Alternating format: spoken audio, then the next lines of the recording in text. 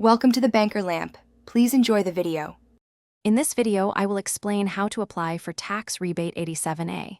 First, let's understand who qualifies. This valuable tax benefit is available to individual residents of India. If you follow the old tax regime, your total income should not be more than 5 lakh rupees. For those under the new tax regime, the income limit is higher, at 12 lakh rupees.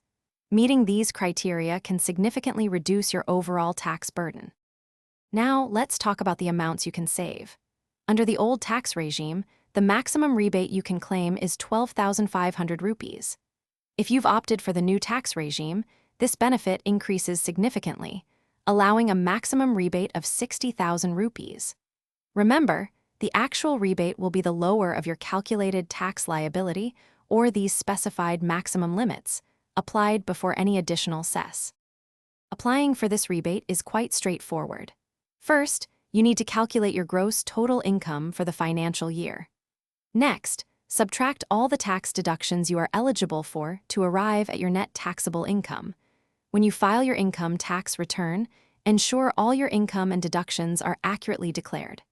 Many online tax filing platforms will automatically calculate and apply the rebate if you meet the eligibility conditions. Before you finalize your tax filing, here are some important points to keep in mind.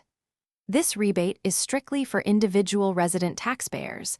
It's not available for Hindu undivided families or companies. Also, it generally does not apply to income taxed at special rates, like long-term capital gains from equity. Always stay informed about the latest tax law changes and ensure all your financial details are reported accurately to avoid any issues. Thanks for watching. If this was helpful, leave a like and consider subscribing. See you next time.